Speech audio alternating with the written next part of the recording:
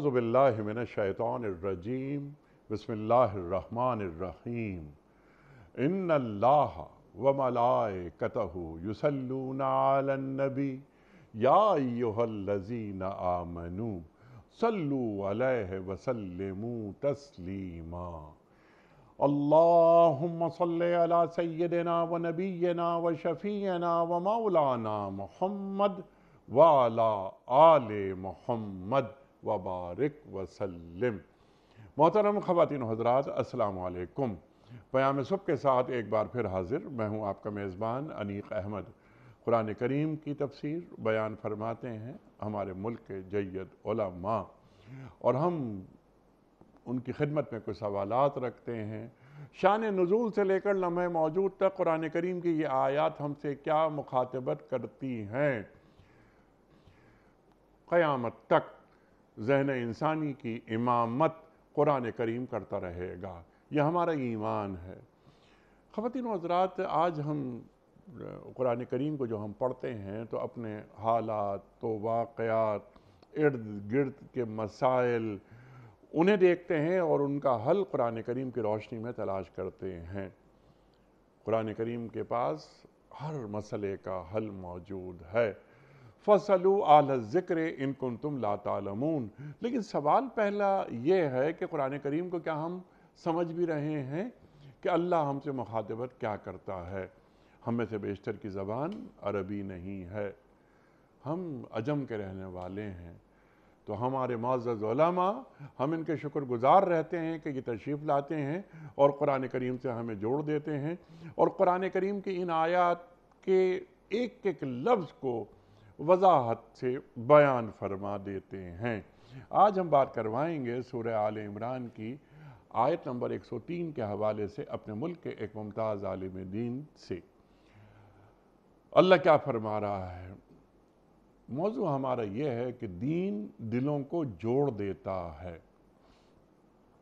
دین دلوں کو کیسے جوڑتا ہے، اور کیا یہ من جانب اللہ ہوتا ہے؟ یہ بھی ایک سوال ہم رکھیں گے۔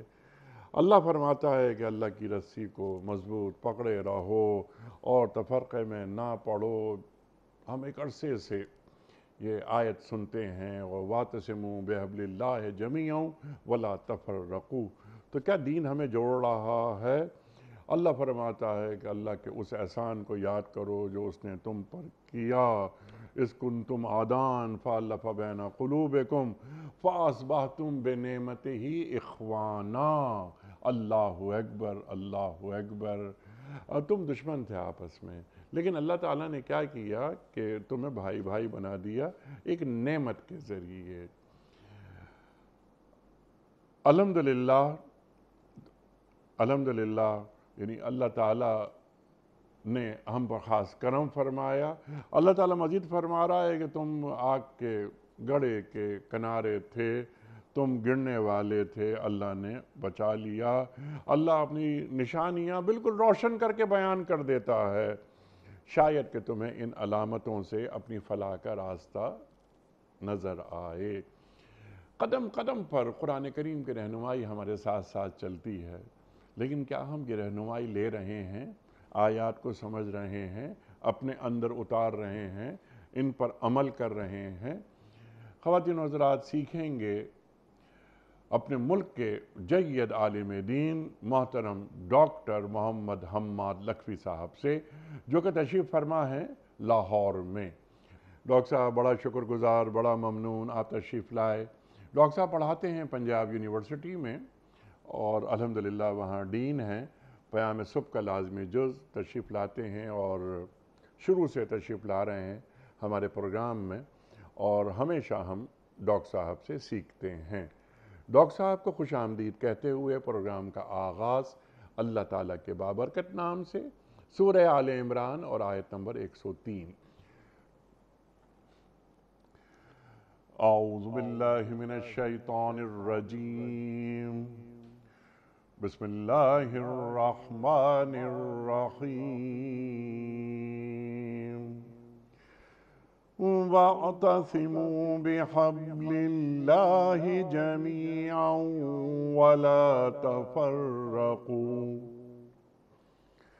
وَاذْكُرُوا نِعْمَةَ اللَّهِ عَلَيْكُمْ إِذْ كُنْتُمْ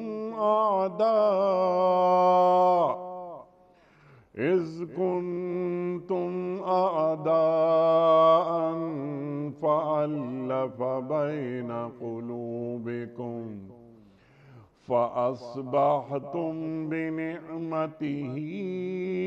إِخْوَانًا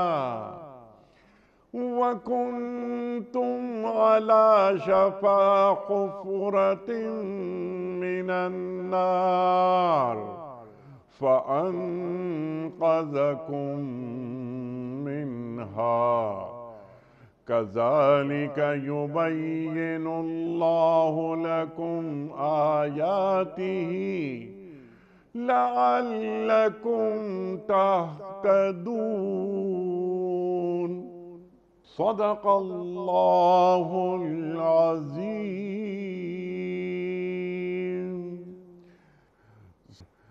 سب مل کر اللہ کی رسی کو مضبوط پکڑ لو اور تفرقے میں نہ پڑو۔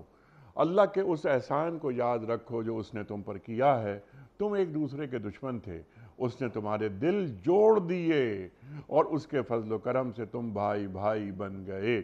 تم آگ سے بھرے ہوئے ایک گڑھے کے کنارے کھڑے تھے، اللہ نے تم کو اس سے بچا لیا۔ اس طرح اللہ اپنی نشانیاں تمہارے سامنے روشن کرتا ہے، شاید کہ ان علامتوں سے تمہیں اپنی فلاح کا سیدھا راستہ نظر آ جائے۔ خواتین و حضرات، بڑی اہم آیت سورہ آل عمران کی 103 نمبر، اس پر تفصیلی بات کروائیں گے ڈاکٹر صاحب سے، لیکن اس سے قبل کوئز۔ کل کا سوال ہمارا یہ تھا کہ سرکار دو عالم صلی اللہ علیہ وآلہ وسلم کے آزاد کردہ غلام حضرت زید بن حارثہ کس جنگ میں شہید ہوئے؟ درست جواب جنگ موطا میں۔ آج کا سوال نوٹ فرما لیجئے۔ حضرت نوح علیہ السلام نے اپنی کشتی کتنے سال میں مکمل کی تھی؟ 2 سال میں، 3 سال میں یا 4 سال میں؟ جو درست جواب آپ سمجھتے ہوں روانہ فرمائیے۔ ہمارے فون نمبرز ہیں 009221345270009۔ ہمارا دوسرا فون نمبر ہے 009221343000980۔ ہمارا ای میل ایڈریس ps@duniatv.tv، ہمارا SMS کا نمبر 3031 اور ہمارا واٹس ایپ کا نمبر ہے 00923218250194۔ ڈاکٹر صاحب ارشاد فرمائیے، یہ سورہ آل عمران آیت نمبر 103 کیا اللہ فرما رہا ہے دلوں کو جوڑ دینے کے حوالے سے؟ ارشاد۔ بسم اللہ الرحمن الرحیم۔ دیکھیں، جو سورہ آل عمران ہے اس کا مرکزی موضوع یہ ہے کہ ایک طرف تو اہل کتاب کو دعوت اسلام دی گئی ہے اور دوسری طرف اہل اسلام کو، مسلمانوں کو، امت محمدیہ کو صلی اللہ علیہ وسلم کو تنظیمی ہدایات دی گئی ہیں۔ لہٰذا آپ کہہ لیجئے کہ تقریباً سورہ آل عمران کا جو نصف ہے، آیت نمبر 1 سے لے کر آیت نمبر 101 تک، یہ اہل کتاب سے متعلق ہے، اور اس میں مسلمانوں کو بھی یہ کہا گیا ہے کہ آپ کبھی ان کے پیچھے نہ چلیں کہ یہ تو یہ چاہیں گے کہ آپ کو کفر کی طرف لے جائے۔ اور آیت نمبر 102 سے پھر آن ورڈز جو ہے وہ امت مسلمہ کے لیے ہدایات ہیں، اور اس میں خاص طور پر یہ جو حصہ ہے آیت نمبر 102 سے لے کر آیت نمبر 120 تک، اس میں تنظیمی ہدایات دی گئی ہیں کہ کس طرح سے امت مسلمہ کو منظم کیا جائے۔ اور تنظیمی ہدایات میں جو سب سے پہلی بات کہی گئی وہ اتحاد اور اتفاق ہے، اور اتحاد اور اتفاق سے پہلے تقوی کا حکم جو آیت نمبر 102 کے اندر بات آئی وہ بھی اس کے ساتھ جڑا ہوا ہے۔ لیکن وَاعْتَصِمُوا بِحَبْلِ اللَّهِ جَمِيعًا وَلَا تَفَرَّقُوا، گویا کہ کوئی چیز، کوئی بھی لوگ یا ایک گروہ جو ہے وہ یا کوئی شخص کسی گڑھے میں گرا ہوا ہو اور اس گڑھے میں سے اس کو نکالنا ہو، یا کسی بھی جگہ پہاڑ کی طرف، بلندی کی طرف کسی کو لے کے جانا ہو، تو بالعموم اوپر سے رسی پھینکی جاتی ہے، اور رسی کے ساتھ جو لوگ جڑ جاتے ہیں ان کو پھر اوپر سے کھینچا جاتا ہے تو وہ اوپر کی طرف چلے جاتے ہیں۔ سبحان اللہ۔ لہٰذا یہ تمثیل اللہ کریم نے اس اعتبار سے فرما دی۔ ایک تو یہاں سے اعتصام کا مطلب بھی سمجھ میں آ گیا کہ جڑ جانے کا مطلب کیا ہے، اور پھر اللہ کی رسی کا مطلب بھی سمجھ میں آ گیا، اور پھر جمیعاً سب مل کر جڑ کر اس کے ساتھ جڑو گے، ملو گے اور اس کو پکڑو گے تو پھر تم اوپر کی طرف ایلیویٹ ہو جاؤ گے، اور تمہیں جو قیادت کا منصب عطا کیا گیا ہے، اور اہل کتاب سے، بنی اسرائیل سے یہ قیادت چھین کر جو اب دی گئی ہے بنی اسماعیل کو، اور یہ جو منتقل ہوئی ہے امت محمدیہ کی طرف صلی اللہ علیہ وسلم، اس میں یہ ایلیویشن اور یہ قیادت کا کردار اس وقت تک یہ ہو نہیں سکتا، ادا نہیں ہو سکتا جب تک اعتصام بحبل اللہ نہ ہو، اور اس طرح سے مل کر اکٹھے اس رسی کو نہ پکڑ لیا جائے جو رسی مسلمانوں کو بلندی کی طرف لے جانے کی ایک وجہ اور سبب ہے۔ اور وہ رسی کیا ہے؟ ظاہر ہے وہ اس سے مراد قرآن حکیم ہے، اور یہ میرا آپ کا کہنا نہیں ہے کہ یہ رسی سے مراد قرآن حکیم ہے۔ نبی اکرم صلی اللہ علیہ وسلم جن کی ذمہ داری اور ڈیوٹی یہ تھی کہ اللہ تعالیٰ فرماتا ہے کہ وَأَنزَلْنَا إِلَيْكَ الذِّكْرَ لِتُبَيِّنَ لِلنَّاسِ مَا نُزِّلَ إِلَيْهِمْ، اے حبیب صلی اللہ علیہ وسلم آپ کی طرف ہم نے یہ قرآن نازل کیا ہے تاکہ آپ لوگوں کے اوپر واضح کر دیں کہ آپ کے اوپر کیا نازل ہوا ہے، یعنی یہ قرآن کیا ہے اور اس کے مفاہیم کیا ہیں، یہ بتانا نبی اکرم صلی اللہ علیہ وسلم کی اولین ڈیوٹی تھی۔ لہذا نبی اکرم صلی اللہ علیہ وسلم سے ہی منقول ہے کہ آپ نے حضرت علی رضی اللہ تعالیٰ عنہ کی روایت ہے، ترمذی شریف کے اندر موجود اور صحیح روایت ہے کہ نبی کریم صلی اللہ علیہ وسلم نے قرآن کو حبل اللہ فرمایا، حبل اللہ المتین، اللہ کی مضبوط رسی قرآن حکیم کو فرمایا۔ اسی طرح ایک ابن مسعود رضی اللہ تعالیٰ عنہ کی روایت ہے، اور یہ بھی ترمذی میں ہے، جس میں نبی اکرم صلی اللہ علیہ وسلم نے فرمایا کتاب اللہ حبل ممدود من السماء، کہ اللہ کی کتاب ہے اور اللہ کی کتاب ہی رسی ہے جو آسمان کی طرف لمبی کی ہوئی ہے، کھینچی ہوئی ہے اور آسمان کی طرف ہے۔ اسی طرح نبی پاک صلی اللہ علیہ وسلم سے ایک اور روایت ہے جس میں نبی پاک صلی اللہ علیہ وسلم نے لفظ سبب استعمال فرمایا، اور سبب کا معنی بھی رسی ہوتا ہے، راستہ ہوتا ہے۔ آپ نے فرمایا ان ھذا القرآن سبب، یہ جو یعنی پہلی دو روایات میں لفظ حبل استعمال کر کے واضح فرمایا کہ کتاب اللہ ہے، یہاں لفظ سبب استعمال کیا، اور سبب کا معنی بھی رسی ہوتا ہے۔ فرمایا ان ھذا القرآن سبب، یہ قرآن رسی ہے، طرفہ بید اللہ و طرفہ بیدیکم، اس کا ایک سرا اللہ کے ہاتھ میں ہے اور ایک سرا تمہارے ہاتھ میں ہے۔ فتمسکوا بہ، پس تم اس کے ساتھ جڑ جاؤ، یہ اعتصام بحبل اللہ کی ڈیفینیشن کی اس کے اندر آ گئی۔ فتمسکوا بہ، اس کے ساتھ جڑ جاؤ، اور اگر اس کے ساتھ جڑ جاؤ گے تو دو گارنٹیاں نبی کریم صلی اللہ علیہ وسلم نے عنایت فرمائیں، فرمایا لن تضلوا ولن تہلکوا بعدہ ابدا، جب تم اس کے ساتھ جڑ جاؤ گے تو ایک تو ہرگز پھر اس کے بعد گمراہ نہیں ہوگے، ولن تہلکوا، اور ہرگز کبھی برباد اور ہلاک نہیں ہوگے اس کے بعد۔ تو یہ دو گارنٹیاں، دو ضمانتیں نبی پاک صلی اللہ علیہ وسلم سے اس شخص کے لیے جو اس کے ساتھ جڑ جائے گا۔ لہٰذا واعتصموا بحبل اللہ جمیعا ولا تفرقوا، یہ جو پہلا حکم ہے اس آیت کے اندر، وہ حکم ہی یہ ہے کہ اللہ کی رسی کو سب مل کر اکٹھے، یعنی ایسا نہیں ہو سکتا کہ بعض لوگ کہتے ہیں کہ جناب رسی کے کا جو اللہ تعالیٰ نے تمثیل بیان فرمائی ہے، اس کے اندر رسی کے اندر ریشے ہوتے ہیں، اور مختلف ریشوں کے ساتھ اگر کوئی شخص ایک ایک دھاگے کے ساتھ بھی جڑا ہوا ہو، مختلف لوگ جو ہیں وہ ان کو بھی رسی کے ساتھ جڑا ہوا ہی کنسیڈر کیا جائے گا۔ یہ اس طرح کی جتنی تمثیلات خود ساختہ ہیں اس کی کوئی گنجائش باقی نہیں رہتی جب اللہ کریم یہ فرما دیتا ہے کہ وَاعْتَصِمُوا بِحَبْلِ اللَّهِ جَمِيعًا وَلَا تَفَرَّقُوا، کہ سب مل کر جڑ کر اکٹھے ہو کے جب اس قرآن کو، اللہ کی رسی کو پکڑو گے تو پھر یہ وہ بنیادی اہلیت آپ کی بیسک ایلیجیبلٹی کنفرم ہوگی جو قیادت کے لیے ضروری ہے کہ تم سب اکٹھے ہو جاؤ۔ نبی اکرم صلی اللہ علیہ وسلم کا جو دین ہے وہ اکٹھے ہونے اور اکٹھے کرنے کا دین ہے، وہ جدا جدا ایک دوسرے کو ٹکڑے ٹکڑے کرنے کا دین نہیں ہے، بلکہ اکٹھے کرنے کا دین ہے۔ سبحان اللہ، سبحان اللہ، سبحان اللہ، سبحان اللہ، دین جوڑ دیتا ہے آپس میں،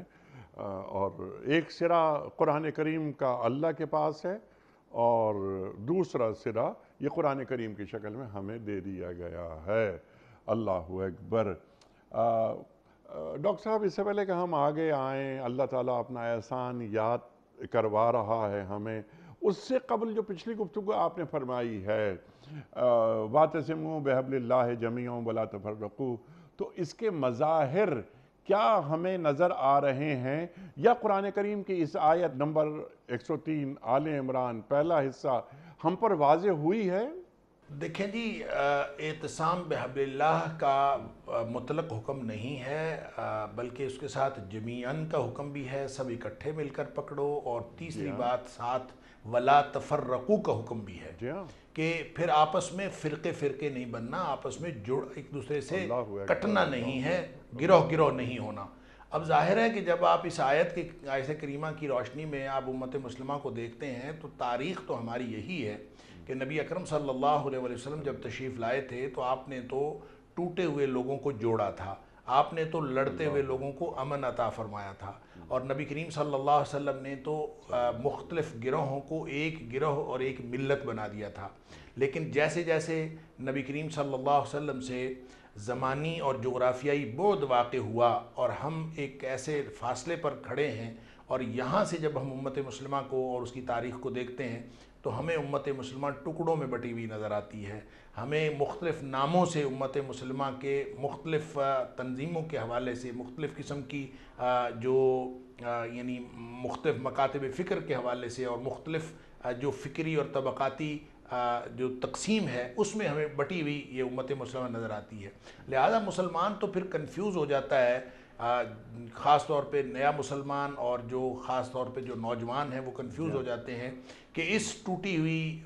جو امت ہے، جس جو گروہ میں بٹی ہوئی ہے، اس میں ہم کدھر جائیں، جبکہ ہر گروہ یہی سمجھ رہا ہوتا ہے، قرآن کہتا ہے وَكُلُّ حِزْبٍ بِمَا لَدَيْهِمْ فَرِحُونَ، ہر گروہ یہی سمجھ رہا ہوتا ہے کہ ہم حق پر ہیں، اور اسی طرح سے وہ اس کو لے کر چل رہا ہوتا ہے۔ یہ گروہ بندی ولا تفرقو کا حکم، یہ جو اعتصام بحبل اللہ ہے، یہ ولا تفرقو کے حکم کے ساتھ ہے کہ تمہاری کسی بھی طرح کی گروہ بندی اس طرح کی گروہ بندی نہ ہو کہ تم الگ الگ ہو کے گروہ بنا لو اور تم ایک دوسرے سے الگ الگ ہو جاؤ۔ تو ہم آج جو آپ کا سوال تھا، آج جب امت مسلمہ کو دیکھتے ہیں تو وہ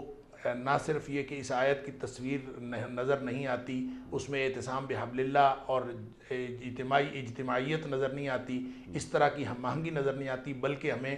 گروہوں میں تقسیم ہوئی امت مسلمہ نظر آتی ہے۔ اللہ اکبر، اللہ اکبر۔ تو کیا امت مسلمہ پر یہ آیت واضح نہیں ہوئی ڈاکٹر صاحب،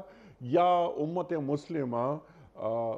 سمجھنا ہی نہیں چاہتی اور اس نے اپنی سوچ کو یعنی حقیقت کبریٰ سمجھ لیا ہے؟ گروہ بندی منع ہے، فرقہ بندی منع ہے، جیسے کہ آپ نے بات فرمائی اس آیت کی روشنی میں، لیکن ڈاکٹر صاحب علمی اختلاف تو ہو سکتا ہے نا، اور علمی اختلاف کے بھی کچھ آداب ہوتے ہیں۔ دیکھیں، یقیناً علمی اختلاف تو صحابہ کرام میں بھی ہوا، اور اس کا مطلب یہ گروہ بندی نہیں ہوتا۔ جی ہاں، اختلاف اور مخالفت میں زمین آسمان کا فرق سبحان ہے۔ اللہ، علمی اختلاف ہو سکتا ہے اور عملی مخالفت جو ہے وہ اور چیز ہے۔ نبی کریم صلی اللہ علیہ وسلم کے سارے صحابہ کرام وہ ایک دوسرے سے بھی علمی اختلاف کرتے ہیں، اور نبی پاک صلی اللہ علیہ وسلم سے سوالات بھی پوچھتے رہے، اور جب نبی پاک صلی اللہ علیہ وسلم اس دنیا سے تشریف لے گئے تو بھی صحابہ کرام کے درمیان علمی اختلاف ہوتا رہا، لیکن عملی اختلاف کی دو وجوہات ہمیں سامنے آتی ہیں اگر تاریخ کے حوالے سے دیکھتے ہیں۔ ایک تو عملی طور پر جو سیاسی نظام تھا اس کے اندر رخنہ ڈالا گیا، اور اس سیاسی نظام نے مسلمانوں کو گروہوں میں تقسیم کر دیا، اور اس کے اندر بھی ظاہر ہے وہ دشمنان اسلام موجود تھے جن کو یہ سمجھ آئی کہ اسلام سے باہر رہ کے مسلمانوں کو کہ شیرازہ کو بکھیرا نہیں جا سکتا، لہذا وہ اندر داخل ہوئے، اسلام کا لبادہ اڑا، اور وہ ایسے لوگ اس میں داخل ہو گئے جس میں ہمیں پھر عمر فاروق رضی اللہ تعالیٰ عنہ کی شہادت بھی نظر آتی ہے، عثمان غنی رضی اللہ تعالیٰ عنہ کی شہادت بھی نظر آتی ہے، علی مرتضیٰ رضی اللہ تعالیٰ عنہ کی شہادت بھی نظر آتی ہے، حسنین کریمین بھی ہمیں اس کے اندر نظر آتے ہیں، واقعہ کربلا بھی نظر آتا ہے۔ ایک پوری تاریخ ہے جو شہادتوں سے بھرپور ہے، اور اس کے اندر دشمنان اسلام مسلمانوں کو گروہوں کا شکار کرنے میں کامیاب ہو گئے، اندر گھس کے انہوں نے مسلمانوں کے اندر سیاسی تقسیم کی وجہ سے سیاسی مسئلے کو اس طرح سے ابھارا کہ وہ ہر طرف سے وہی تھے۔ یہ اس کے لیے ایک لمبی تاریخ ہے اور لمبا وقت چاہیے اس کے اوپر تجزیہ کرنے کے لیے، لیکن ایک وجہ جو تھی وہ تو سیاسی ہوئی۔ دوسری وجہ یہ ہوئی کہ انہی سیاسی اختلافات میں سے ایک گروہ نکلا جن کو حضرت علی رضی اللہ تعالیٰ عنہ کے دور میں جن کو خوارج کہا جاتا ہے، جس کا پس منظر وہی سیاسی مقاصد تھے، اور اس میں ایسے لوگ موجود تھے جو بظاہر مسلمان نہیں تھے اور وہ اسلام کا لبادہ اوڑھ کر مسلمانوں میں شامل ہو گئے تھے، اور انہوں نے مسلمانوں کے اندر اختلاف کو ہوا دینے اور مخالفت کی فضا پیدا کرنے کے لیے ایک مسئلہ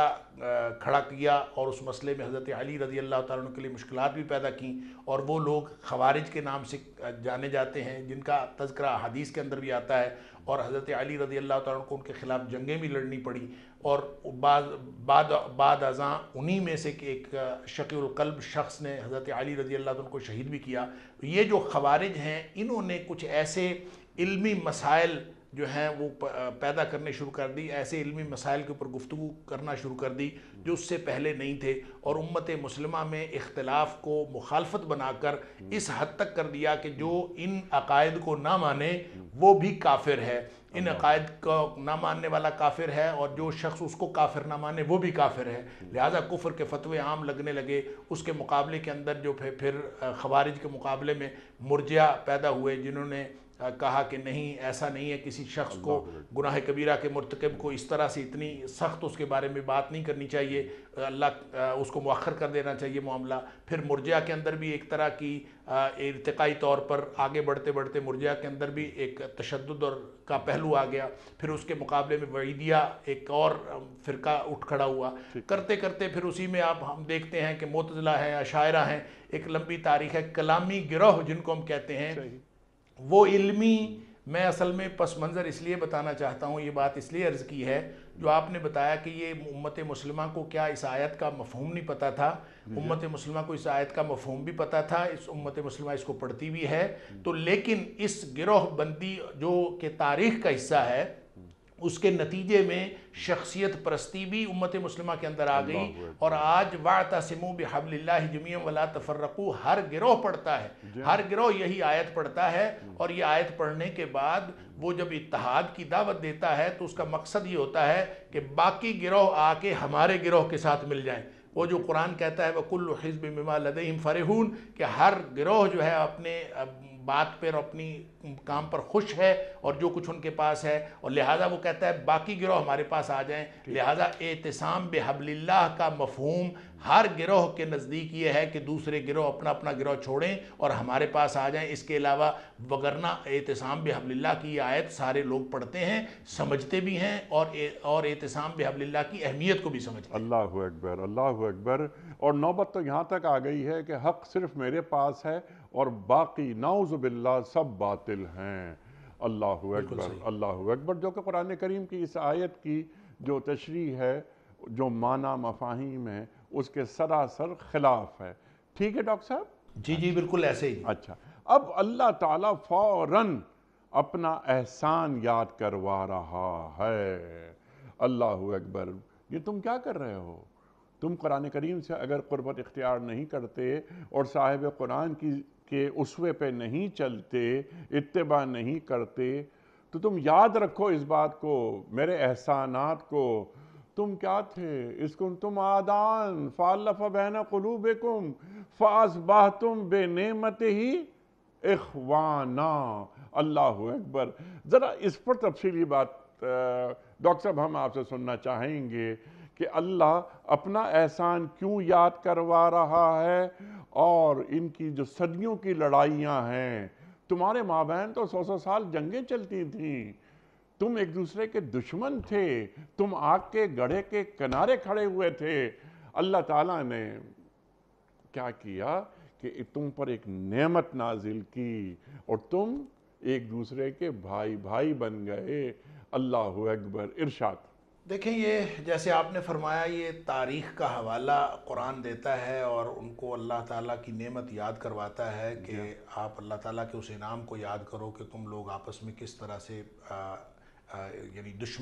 دشمنیوں میں مبتلا تھے، اور اللہ تعالیٰ نے تمہیں بھائی بھائی بنایا۔ اذ کنتم اعدان کی جو تفصیل ہے وہ دیکھنی ہو تو عرب کے معاشرے کو دیکھ لیا جائے۔ اس وقت جب جو ہے وہ ایک چھوٹے چھوٹے معاملے پہ، چھوٹے چھوٹے مسئلے پہ جھگڑا ہوتا تھا، اور صدیوں تک وہ لڑائیاں چلتی تھیں، اور صرف اوس اور خزرج کے جھگڑوں کی بات نہیں ہے کہ جو ڈائریکٹ قرآن کے مخاطبین میں سے تھے کہ آپ کو اب اللہ تعالیٰ نے آپس میں محبتیں پیدا کروا دی ہیں کہ جو صدیوں آپس میں لڑتے تھے، بلکہ پورا معاشرہ جو تھا اس قبائلی نظام کے اندر، جہاں مائٹ از رائٹ، جس کی لاٹھی اس کی بھینس کا قانون تھا، اور وہ لڑائیوں کی بنیاد پر اور ایک دوسرے کے اوپر سبقت لے جانے کی ایک ہی طریقہ ہوتا تھا کہ دوسرے کے بندے کتنے قتل کیے ہیں، اور اسی بنیاد پر سارا معاشرہ جو ہے وہ ترتیب پا رہا تھا، اور معاشرے کی بنت جو تھی وہ خون ریزی اور جنگوں کے اوپر تھی۔ اور ان کو قرآن کہتا ہے کہ وَاذْكُرُوا نِعْمَتَ اللَّهِ إِذْ كُنْتُمْ أَعْدَاءً فَأَلَّفَ بَيْنَ قُلُوبِكُمْ، کہ اللہ تعالیٰ نے تمہارے دلوں میں محبت پیدا کری، فَأَصْبَحْتُمْ بِنِعْمَتِهِ إِخْوَانًا، اور اللہ تعالیٰ کا انعام ہوا کہ جس کی وجہ سے تم بھائی بھائی بن گئے۔ اس کو اللہ کریم نے اس طرح بھی ارشاد فرمایا ہے، غالباً سورہ آل عمران کے اندر ہی یا سورہ انفال کے اندر اللہ تعالیٰ نے اس کو یوں فرمایا ہے کہ اگر تم یعنی خود کرنا چاہتے تو تم کبھی نہ کر سکتے، یعنی اگر تم لوگوں کے درمیان ان کے دلوں کے درمیان محبت پیدا کرنا چاہتے تو یہ تمہارے ہاتھ میں نہیں تھا۔ لو انفقت ما فی الارض جمیعا، اگر تم وہ خود خرچ کر دیتے جو کچھ زمین تھا، زمین کے خزانے خرچ کر دیتے، ما الفت بین قلوبہم، تم لوگوں کے درمیان ان کی محبت پیدا نہ کر سکتے، ولکن اللہ الف بین قلوبہم، اللہ تعالیٰ نے ان کے دلوں کے اندر محبت پیدا کی۔ تو یہ صرف تاریخ کا حوالہ نہیں ہے، یہ مستقبل کی ایک پالیسی بھی ہے، یعنی یہ صرف تاریخ کا حوالہ نہیں دیا گیا کہ ایسا تھا اور اللہ تعالیٰ نے ایک انعام کیا اور تم لوگ آپس میں محبتیں پیدا ہو گئیں اور تم آگ کے گڑھے کے کنارے پہنچ چکے تھے اور اللہ تعالیٰ نے تمہیں اس سے بچا لیا۔ یہ صرف تاریخ نہیں ہے، یہ مستقبل کے لیے، رہتی دنیا تک کے لیے، قیامت تک کے لیے یہ ایک عملی حکمت ہے، حکمت عملی کا اعلان بھی ہے، ایک پالیسی بھی ہے کہ دیکھیں ایک نعمت اللہ تعالیٰ نے تمہیں عطا فرما دی ہے،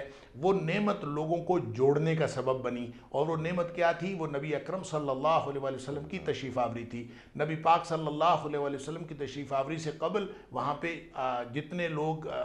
دشمنیوں میں مبتلا تھے وہ ساری دشمنیاں دوستیوں میں بدل گئیں۔ نبی پاک صلی اللہ علیہ وسلم نے اس بد امنی کے ماحول کو امن میں بدل دیا۔ نبی کریم صلی اللہ علیہ وسلم تشریف لائے تو وہ ساری ناگواریاں خوشگواریوں میں تبدیل ہو گئیں۔ اب نبی پاک صلی اللہ علیہ وسلم وہ نعمت کے طور پر قیامت تک کے لیے ساری انسانیت کے پاس موجود ہے، لہٰذا اگر کوئی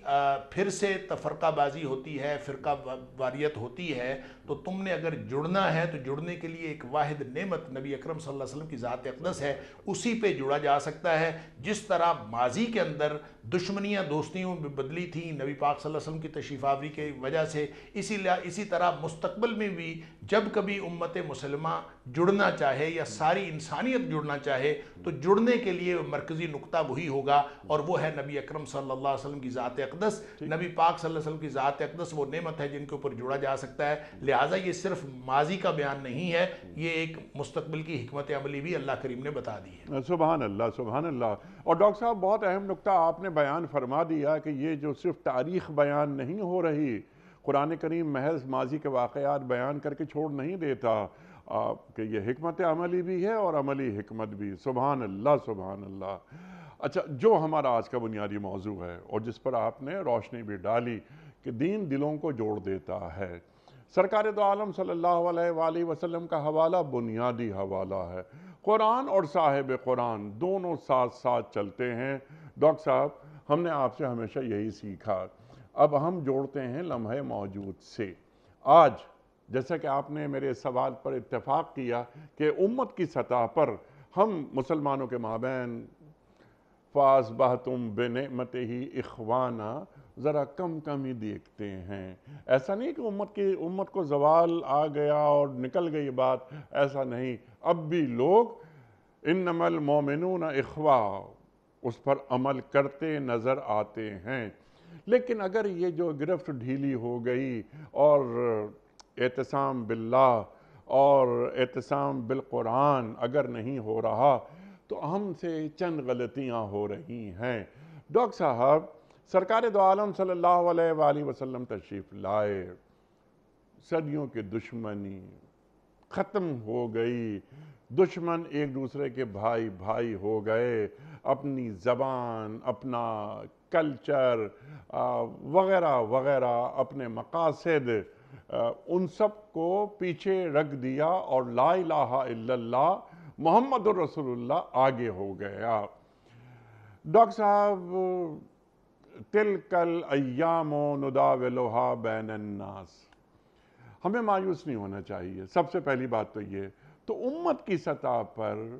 یہ دلوں کو جوڑنے کا کام، یہ کیسے ہوگا؟ اس کی عملی حکمت جو آپ نے فرمایا یا کرٹیکل پاتھ، ہم کیا پلان بنائیں امت کی سطح پر کہ جس سے یہ کلمہ گو، یہ مسلمان جو جیسا آپ نے فرمایا کہ خود کو حق سمجھنا، سامنے والے کو باطل سمجھنا، وہ بھی کلمہ گو ہے، وہ بھی دین سے محبت کرتا ہے، اور یہ بھی ہو سکتا ہے کہ وہ مجھ سے زیادہ دین سے محبت کرتا ہو، اللہ اور اللہ کے رسول صلی اللہ علیہ وآلہ وسلم سے قربت اس کی مجھ سے زیادہ ہو۔ جو رویے ہمارے ہیں اجتماعی رویے، انہوں نے دین کو بہت نقصان نہیں پہنچا دیا؟ اب کیا کرنا چاہیے؟ دیکھیں، جب ہم اس آیت کو حکمت عملی بھی سمجھتے ہیں تو حکمت عملی کیا ہے؟ وہ یہ کہ جیسے میں نے عرض کیا کہ تاریخ جب ہم دیکھیں تو جتنے بھی اسباب ہیں امت مسلمہ کے فرقہ فرقہ ہونے کے اور آپس میں گروہ بندیوں کے، اور جس کے بارے میں نبی کریم صلی اللہ علیہ وآلہ وسلم کا واضح ارشاد ہے کہ لیس منا من دعا الی العصبیہ، گروہ بندی کسی بھی طرح کی ہو، کوئی بھی شخص جب گروہ بندی کی طرف بلاتا ہے تو وہ ہمارے میں سے، یعنی میری امت میں سے ہی نہیں ہے۔ گویا نبی اکرم صلی اللہ علیہ وسلم کی امت تو وہ ہے جس کو جو جوڑنے کا کام کرتی ہے، توڑنے کا کام نہیں کرتی۔ اب نبی پاک صلی اللہ علیہ وسلم کی ذات گویا وہ جو ہماری تاریخ میں چاہے شخصیت پرستی اس کی وجہ تھی، چاہے کوئی سیاسی معاملات اس کی وجہ ہوئے، چاہے کلامی مسائل کی وجہ سے فرقہ واریت ہوئی، جتنی بھی وجوہات ہیں ان ساری وجوہات کو ایک طرف رکھتے ہوئے اگر کسی نے جڑنا ہے تو واپس نبی اکرم صلی اللہ علیہ وسلم کی ذات اقدس پر جڑ سکتے ہیں۔ اگر میں اپنے بڑے کی بات کروں گا، آپ اپنے بڑے کی بات کریں گے، اور ہم سب اپنے اپنے بڑوں کو لے کر بیٹھے رہیں گے تو امت مسلمہ کبھی اکٹھے نہیں ہو سکتی۔ اگر وہ اکٹھے ہو سکتی ہے تو وہ صرف نبی پاک صلی اللہ علیہ وسلم کی ذات اقدس کے نام پر اکٹھی ہو سکتی ہے۔ لہٰذا ایک تو یہ طریقہ کار یہ ہے کہ ہم سب یہ طے کر لیں کہ ہم سب کے بڑے وہ ہیں جس کو اللہ نے بڑا بنایا ہے، اور وہ ہے نبی اکرم صلی اللہ علیہ وآلہ وسلم۔ لہٰذا ہم سب نبی پاک صلی اللہ علیہ وسلم کی ذات اقدس کے نام پر اکٹھے ہو جائیں۔ لوگ ایک دوسرے کے ساتھ طبقاتی تقسیم میں، فقہی مسائل میں جتنی بھی باتیں کرتے ہیں وہ ساری باتیں اپنی اپنی جگہ پہ قائم ہوں گی، اپنی اپنی جگہ پہ جائز ہو سکتی ہیں، لیکن پہلے یہ طے کر لیا جائے کہ کس کی بات کو دین قرار دینا ہے، اور جس کی بات کو دین قرار دینا ہے وہ ہے نبی اکرم صلی اللہ علیہ وآلہ وسلم۔ کیونکہ نبی پاک صلی اللہ علیہ وسلم نے جو حضرت حذیفہ بن یمان رضی اللہ تعالیٰ عنہ والی حدیث کے اندر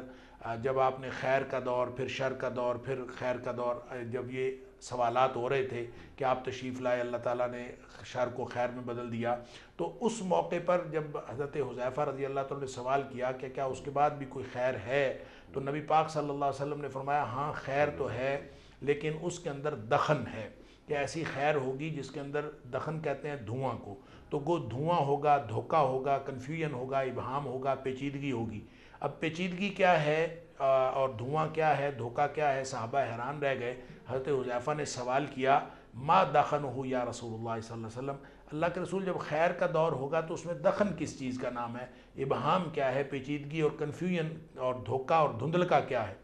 نبی پاک صلی اللہ علیہ وآلہ وسلم نے فرمایا دھندلکا یہ ہے کہ ائمۃ یہدون بغیر ہدی، لوگ جو ہیں ائمہ پیشوائی کر رہے ہوں گے، لوگ لوگوں کو رہنمائی دے رہے ہوں گے، لیکن وہ جو رہنمائی دے رہے ہوں گے بغیر ہدی، وہ میری لائی ہوئی ہدایت نہیں ہوگی، وہ کہیں اور سے وہ سورس آف انسٹرکشن، وہ ہدایت کا ذریعہ کسی اور کو سمجھ رہے ہوں گے، اس لیے اس میں دخن ہوگا خیر ہونے کے باوجود۔ اب یہ خیر والا دور جس کے اندر دخن ہے، اور اس کے بعد تو شر والا دور ہے جس کے بارے میں نبی پاک صلی اللہ علیہ وسلم فرمایا دعات الی ابواب جہنم، کے لوگ جو بلا رہے ہوں گے وہ تو جہنم کے دروازوں کی طرف بلا رہے ہوں گے، اور جو بھی من اجابہم الیہا، جو بھی ان کی آواز پر لبیک کہے گا تو قذفوہ فیہا، وہ اس کو جہنم میں پھینک دے گا۔ اب مجھے نہیں پتا کہ ہم یہ نہیں کہہ سکتے کہ ہم اس وقت دخن والے خیر میں ہیں یا اس کے بعد والے شر کے دور میں ہیں، لیکن ایک بات کلیئر ہے کہ اس کی دخن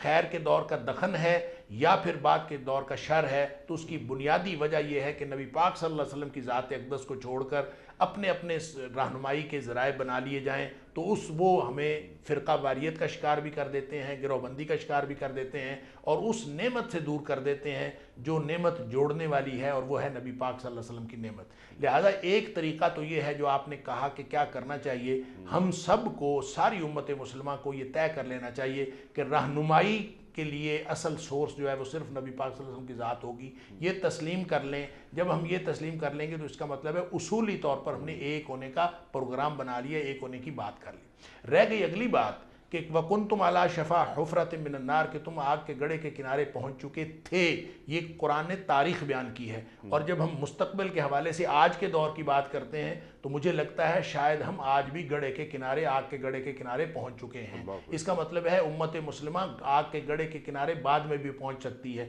جب پہنچی ہوئی ہوگی تو اس وقت کیا حکمت عملی اختیار کرنی ہوگی۔ اب دیکھیں قرآن کا جو فلسفہ تاریخ ہے وہ یہ ہے کہ یا تو قرآن یہ کہتا ہے کہ یا تو اللہ تعالیٰ اس امت کو تباہ و برباد کر دیتا ہے، جب آگ کے گڑھے کے کنارے پہنچتی ہے تو وہ تباہ و برباد کر دیتا ہے، پھر اس کی جگہ اللہ تعالیٰ نئی قوم لے آتا ہے، یا پھر اس قوم کی واپسی ہو جاتی ہے۔ واپسی کس طرح سے ہوتی ہے؟ جس قوم کی واپسی اللہ تعالیٰ کو مقصود ہوتی ہے اس میں اللہ تعالیٰ نبی بھیج دیتا ہے، اور نبی جب آتے ہیں تو واپسی ہوتی ہے، جیسے اس آیت کے اندر فرمایا کہ اللہ تعالیٰ کا انعام یاد کرو کہ جب وہ تشریف لائے تو تم ساری دشمنیاں دوستیوں میں بدل گئیں، اور آگ کے گڑھے کے کنارے سے تم بچ گئے، فَانْقَذَكُم مِّنْهَا، اللہ تعالیٰ نے بچا لیا۔ لہٰذا آج جو نبی کریم صلی اللہ علیہ وآلہ وسلم ہیں وہ تو تشریف لا چکے، ختم نبوت ہو چکا، جیسے آپ فرمایا کرتے ہیں کار نبوت باقی ہے، ختم نبوت ہو چکا، کار نبوت باقی ہے۔ لہٰذا اب یہ معاملہ نبی کریم صلی اللہ علیہ وسلم کسی نبی نے تو نہیں آنا، اب یہ معاملہ آ گیا امتیوں پر، اور امتی کون ہے؟ میں اور آپ، ہم سب۔ لہٰذا ہم سب اگر اصلاح کے لیے چل پڑے ہیں، اگر میں اور آپ ہم سب اصلاح کا کام کر رہے ہیں، اور اصلاح کیسی، اس کے لیے بنیادی نقطہ جو اللہ تعالیٰ نے سورہ مائدہ کے اندر عطا فرما دیا کہ اس کا طریقہ کار یہ ہوگا کہ تم ایسے کرو کہ وَتَعَاوَنُوا عَلَى الْبِرِّ وَالتَّقْوَى وَلَا تَعَاوَنُوا عَلَى الْإِثْمِ وَالْعُدْوَانِ۔ تم ایک بنیادی طریقہ طے کر لو کہ کوئی بات نہیں، اگر گروہ ہو گئے ہیں، اگر مختلف مکاتب فکر ہو گئے ہیں، اگر مختلف تنظیمیں ہو گئی ہیں، کوئی فرق نہیں پڑتا، تم ایسے کرو کہ سب آپس میں تعاون کا ایک عہد کرو، ایک عہد و پیمان کرو کہ ایک دوسرے کے ساتھ تعاون کیا کرو گے۔ تعاونو کس بات پر؟ علی البر والتقوی، نیکی اور تقوی کے کاموں میں سب جڑ جاؤ۔ تم اپنی شناخت باقی رکھو، اپنی تنظیمیں باقی رکھو، کوئی حرج نہیں، لیکن نیکی اور تقوی کے کاموں میں سب جڑ جاؤ، ایک دوسرے کے ساتھ تعاون کرو۔ ولا تعاونوا علی الاثم والعدوان، اور یہ طے کر لو کہ اگر گناہ اور زیادتی کی بات ہوگی تو چاہے وہ ہمارے اپنے قبیلے کا، اپنے گروپ کا، اپنے گروہ کا آدمی ہوگا، اپنے مکتب فکر کا آدمی ہوگا، زیادتی اور گناہ کے کام میں ہم تعاون نہیں کریں گے۔ اگر یہ اصول اپنا لیا جائے تو آج بھی ساری خرابیوں کے باوجود اگر ہم تعاون کرنا شروع کر دیں نیکی اور تقوی کی بنیاد پر، چاہے وہ کسی تنظیم سے تعلق رکھتا ہے، کسی گروپ سے تعلق رکھتا ہے، اگر نیکی اور تقوی کی بات ہے تو ہم تعاون کریں گے، اور اگر گناہ اور زیادتی کی بات ہے تو ہم تعاون نہیں کریں گے، چاہے وہ اپنے گروپ کا ہو۔ اگر ہم یہ اصول بنا لیں تو ایسا سنہری اصول ہے کہ فرقہ واریت کی جڑ کٹ جاتی ہے۔ سبحان اللہ، سبحان اللہ۔ ڈاکٹر صاحب، یہ تعاونوا علی البر والتقوی ولا تعاونوا علی الاثم والعدوان، یہ تو بہترین معاشرت کو پیدا کر دیتا ہے، یہ اصول کہ نیکی کے کام میں تعاون کرو، اور جو گناہ کے کام ہے یا اللہ تعالیٰ سے بغاوت ہو رہی ہے، حدود کراس کیے جا رہے ہیں، اس سے دور رہو، اس میں تعاون نہیں کرنا۔ لیکن جو دین دلوں کو جو جوڑ دیتا ہے، اس کے لیے جو چند چیزیں مثال کے طور پر توحید، رسالت، قیامت، فرشتے وغیرہ وغیرہ، پوری امت کا اتفاق ہے، اس میں دو آرا نہیں ہیں، خواہ تعلق کسی بھی اسکول آف تھاٹ سے ہو۔ جو مشترکات ہیں محض اسی پر بات کی جائے، نمبر 1، تاکہ دلوں کو جوڑا جائے۔ صرف بات مشترکات پر نہ کی جائے بلکہ طے کر لیا جائے کہ ہم بات بھی اور عمل بھی مشترکات پر کریں گے، اور باقی چیزیں ہر ایک کو اپنی اپنی مرضی پر چھوڑ دیں گے۔ سبحان اللہ، سبحان اللہ۔ اور فروعی مسائل کو اصولی مسائل نہ بنائے جائیں۔ دیکھیں شاہ ولی اللہ علیہ الرحمہ نے یہ جو بات آپ فرما رہے ہیں بالکل اسی سے ملتی جلتی بات ارشاد فرمائی ہے کہ وہ کہتے ہیں کہ ایسا کر لیا جائے کہ سارے مسائل کی ایک فہرست بنا لی جائے، اور جب ایک فہرست بنا لی جائے تو اس فہرست میں سے جتنے مشترکہ مسائل ہیں ان کو الگ کر لیا جائے، اور جب مشترکہ مسائل آپ الگ کریں گے تو 80-90% مسائل جو ہیں وہ ہیں جو مشترکہ ہیں، لہٰذا اختلاف 80-90% مسائل کے اوپر اختلاف تو ویسے ختم ہو گیا، باقی رہ گئے وہ مسائل جن کے اوپر اختلاف ہے، تو پھر اختلاف والے باتوں کو وہ جو 80-90% مسائل ہیں جو اتفاق والے ہیں اس کے لیے بھی ایک معیار شاہ ولی اللہ رحمہ نے بتایا ہے۔ انہوں نے کہا ہے کہ ہر مسئلے کو نبی کریم صلی اللہ علیہ وسلم کی دی ہوئی ہدایت کے مطابق پرکھا جائے، جو چیز ادھر سے ثابت ہو جائے اس کو ثابت شدہ اور مشترکہ مسئلہ سمجھ کے ایک طرف رکھ دیا جائے، لہٰذا جب آپ اس طرح کرتے جائیں گے تو بیشتر مسائل آپ کے اس طرح سے حل ہو جائیں گے، اور جو باقی مسائل رہ جائیں گے ان کو ہر ایک کی مرضی پر چھوڑ دیا جائے، رخصت کے طریقے سمجھ لیا جائے، یا جیسے کفارہ ادا کرنے کے شریعت نے مختلف طریقے بتائے ہیں، اور غلام آزاد کرنے سے بھی کفارہ ہو جاتا ہے، 60 مسکینوں کو کھانا کھلانے سے بھی کفارہ ادا ہو جاتا ہے، یا 2 مہینے کے روزے رکھنے سے بھی کفارہ ادا ہو جاتا ہے، تو ان مسائل کو جس میں اختلاف باقی رہ جاتا ہے اس کو یوں ہی سمجھ لیا جائے کہ یہ کفارہ ادا کرنے کے جیسے مختلف طریقے ہیں تو ان پر ان کو چھوڑ دیا جائے، تو یہ بھی اتفاق پیدا کرنے کا ایک طریقہ ہے۔ سبحان اللہ سبحان اللہ، ایک دوسرے کو کمپلیمنٹ کریں، ایک دوسرے کی قوت بنیں، بلکہ قوت میں اضافہ کریں۔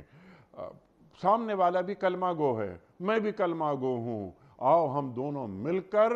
جہاں جہاں اللہ تعالیٰ کے شاعر کا مذاق اڑایا جا رہا ہے، یا جو اللہ تعالیٰ کی نافرمانی جو لوگ کر رہے ہیں ان کے سامنے دین پیش کریں، اپنے علم کی بنیاد پر اور اپنے کردار کی بنیاد پر، اور قرآن کریم کو ویسے لیں اور سرکار دو عالم صلی اللہ علیہ وآلہ وسلم کے فرمودات کو ویسے لیں جیسے صحابہ لیا کرتے تھے۔ بالکل صحیح۔ اللہ اکبر اللہ اکبر۔ اچھا ڈاکٹر صاحب، کیونکہ وقت ختم ہو رہا ہے پروگرام کا، شاید یہ آخری سوال ہو آج کے پروگرام کا، کہ کیا ایسا محسوس نہیں ہوتا کہ جب ہم اپنی بنیاد سے ہٹے، ڈیویٹ کیا، تفہیم دین ذرا سی ہماری مختلف ہو گئی، ہم نے تکفیری عمل شروع کر دیا کہ یہ بھی کافر، یہ بھی کافر، یہ بھی کافر، یہ بھی کافر، کیا کہیں ایسا تو نہیں ڈاکٹر صاحب کہ جہاں تبلیغ رکتی ہے وہاں تکفیر شروع ہو جاتی ہے؟ دیکھیں، یہ بات بھی ٹھیک ہو سکتی ہے کہ جہاں تبلیغ رکتی ہے تکفیر شروع ہو جاتی ہے، لیکن جہاں تبلیغ ہو رہی ہو وہاں بھی تکفیر ہو رہی ہو تو پھر کیا کریں؟ کہ یعنی صورتحال یہ ہے، مجھے یوں لگتا ہے کہ ہم تبلیغ کن میں ہو رہی ہے؟ مسلمانوں میں، یا تبلیغ جو سرکار دو عالم صلی اللہ علیہ وآلہ وسلم نے جو ابلاغ دین اور کیا، فرمایا، اور صحابہ تیار ہوئے، اللہ اکبر، مسلمانوں سے بات کرنے کا انداز مختلف ہوتا ہے اور غیر مسلم سے بات کرنے کا انداز مختلف ہوتا ہے، میرا اشارہ اس تبلیغ کی جانب ہے۔ جی، میں عرض کرتا ہوں کہ نبی کریم صلی اللہ علیہ وآلہ وسلم نے دین پہنچایا صحابہ کرام کو، اور آپ نے فرما دیا فَلْيُبَلِّغِ الشَّاهِدُ الْغَائِبَ، کہ یہ دین ان لوگوں تک پہنچا دیں جو موجود نہیں ہیں، موجود لوگ ان تک پہنچا دیں، لہٰذا یہ فریضہ اللہ کے رسول صلی اللہ علیہ وسلم کا دین پہنچانے کا وہ آج تک اسی طرح قائم ہے جس طرح پہلے دن صحابہ کرام کے اوپر قائم تھا۔ صحابہ کرام نے وہ پورا دین من و ان آگے پہنچایا تابعین الزام تک، اس کے بعد آگے چلتا آیا، اب تک ہمارے اللہ کا شکر ہے کہ دین محفوظ ہے۔ اب اگر ہم یہ آج جو گفتگو کر رہے ہیں یا اس طرح کے جو دینی پروگرام اللہ کے فضل سے آج بھی مختلف جگہوں پہ جاری ہیں، تو یہ دراصل ابلاغ کی اور نبی اکرم صلی اللہ علیہ وسلم کے اسی حکم کی اتباع ہے جو آپ نے فرمایا تھا کہ جو لوگ موجود ہیں وہ ان تک میرا دین پہنچا دے جو موجود نہیں ہیں۔ بات یہ یہاں تک تو درست ہے، لیکن بات یہ ہے کہ جب ہم نبی کریم صلی اللہ علیہ وسلم کا نام نامی استعمال کر کے، آپ کا اسم گرامی استعمال کر کے، دین کی بات کر کے جب ہم لوگوں کو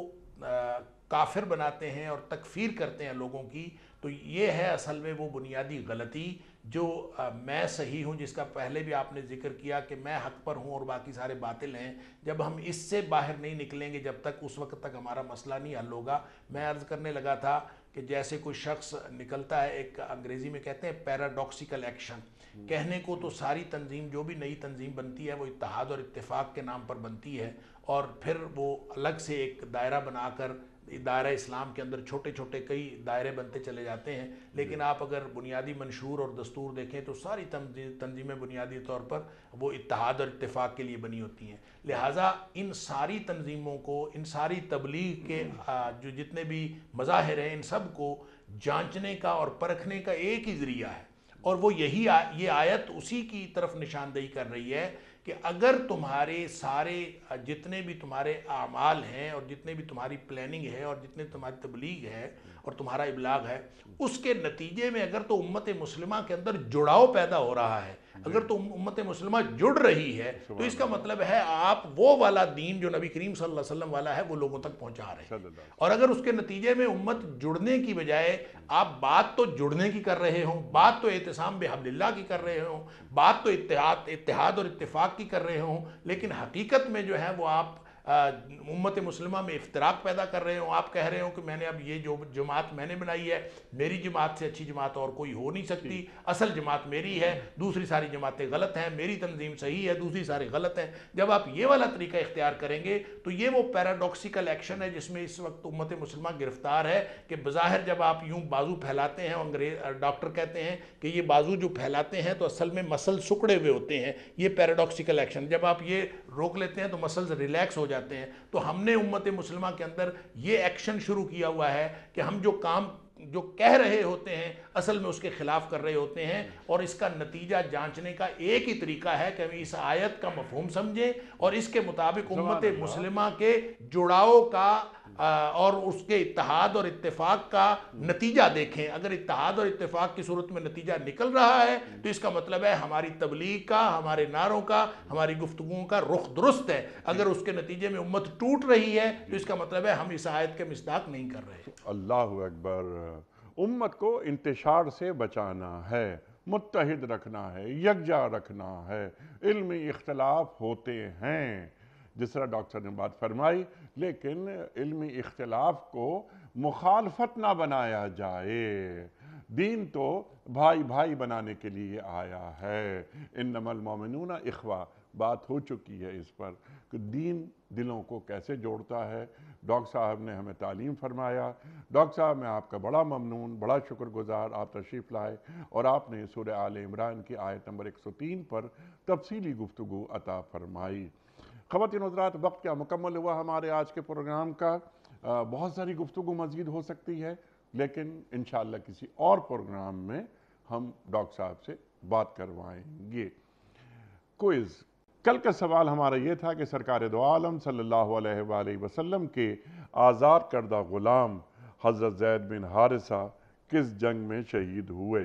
درست جواب جنگ موتا۔ آج کا سوال نوٹ فرما لیجئے۔ حضرت نوح علیہ السلام نے اپنی کشتی کتنے سال میں مکمل کی تھی؟ 2 سال میں،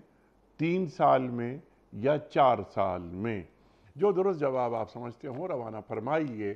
ہمارے فون نمبرز ہیں 009221345270009۔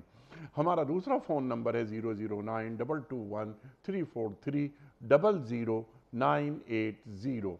ہمارا ای میل ایڈریس ps@dunyatv.tv، ہمارا SMS کا نمبر 3031 اور ہمارا واٹس ایپ کا نمبر ہے 009232182509194۔ وقت قرآن دازی کا، لیکن کراچی میں کوئی مہمان نہیں، یہ کام میرے حوالے۔ اور آج کے ونر ہیں کراچی سے دردانہ سلمان۔ آپ کی خدمت میں دنیا ٹی وی کی جانب سے دینی کتب پر مشتمل گفٹ ہیمپر آپ کے گھر روانہ کیا جا رہا ہے۔ آپ کو بہت بہت مبارک ہو۔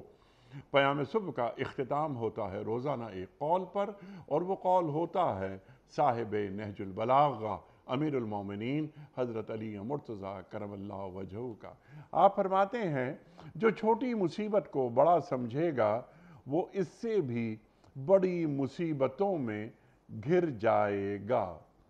جو چھوٹی مصیبت کو بڑا سمجھے گا وہ اس سے بھی بڑی مصیبتوں میں